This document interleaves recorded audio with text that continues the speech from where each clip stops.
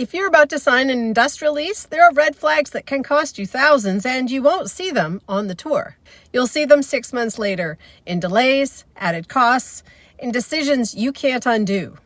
Most tenants miss them, not because they're careless, because no one showed them what to look for. I see it every week across Burlington, Halton, and the GTA. Let's fix that before your lease starts. I'm Susan, that commercial realtor. I advise tenants, landlords, and investors across Burlington and Halton on how to structure their leases so they work in the real world. If you want to grow your business without getting caught in the fine print, this channel breaks down what to check and how to negotiate it properly before it gets expensive. This line shows up everywhere. Tenant to verify. Between zoning, power, permitted use, it sounds harmless, but it shifts every ounce of responsibility to you, the tenant. If something's wrong, you own the cost, the delay, and the fallout. So what's the solution? Confirm those details before you firm up your offer to lease, not after. Your realtor should verify zoning, confirm power, and align permitted use clauses so what you plan to do is allowed. Remember, tenant to verify means tenant to inherit. Don't sign that risk blind. Power is a big deal, and a local one. Older Burlington industrial pockets along Harvester, South Service Road, Industrial, and Mainway, they often max out around 200 amps. Tenants assuming 600 get a nasty surprise when Halton Hydro quotes 4 to 6 months and a 5-figure connection fee. Upgrades can easily hit 6 digits if you're not prepared. So yes, power is a huge deal in industrial. When amperage isn't confirmed or when the lease says ability to upgrade without timelines or cost allocation, that's a red flag.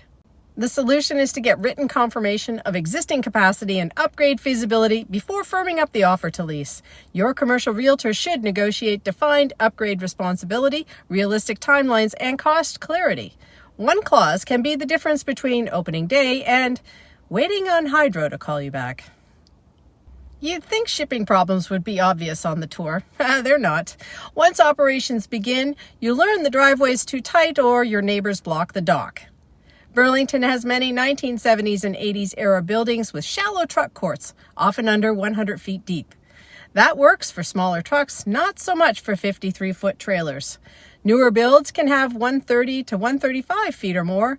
That extra depth allows 2 rows of trailers to move safely instead of competing for one.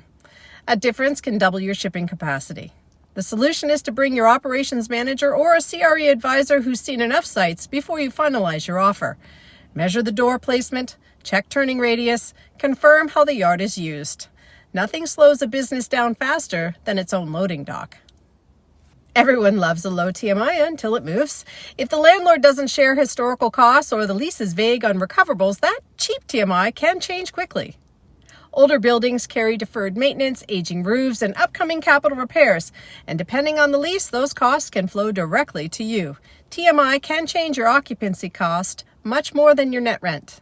The solution is to ask your commercial realtor to pull 3 to 5 years of operating cost history, then negotiate exclusions for major capital work, clarity on recoverables, and some level of cost control where possible.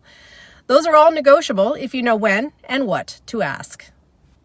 This one hides inside the lease language. You'll see wording like tenant responsible for repairs. That sounds reasonable until something fails. Now the question becomes, is it a repair or a replacement? In older industrial buildings, this shows up with HVAC systems, roof sections, mechanical components. If the lease isn't clear, you can end up covering items that feel more like ownership. Define the difference. Maintenance stays with the tenant, structural and major replacement stays with the landlord. Maintenance is expected, replacement is expensive. Did you know tenants can start paying rent before they even use the space? Possession dates drift, landlord work drags, permits stall. Meanwhile, the rent's started. The solution is to protect yourself with a lease commencement adjustment clause. Tie rent start to landlord work completion or include day-for-day rent credit for delays. A good agent will insist on it every time. Before you get comfortable, there are a few more that don't headline the deal, but they certainly do show up later. Environmental. Older Burlington industrial uses matter. Make sure you're not inheriting a previous tenant's problem. Assignment and sublease. Your exit strategy is written on day one. Look for consent, not to be unreasonably withheld. Yard and parking, trailer spaces, access, shared yards. If it's not clearly defined, it becomes a daily issue. If you want your next industrial lease to perform, not just exist, start with these line items. A deal that looks good on day one means very little. The ones that matter are the ones still working 3 years in. Industrial leases don't create problems overnight. They create them slowly, through assumptions, missing language, and things no one clarified. The difference between a good deal and a bad one is rarely the rate. It's what's written in the lease. So before you sign the offer to lease, ask, what's unclear? What's assumed? What risk is being pushed onto me? That's where the real costs sit. My clients don't just get space, they get strategy built in.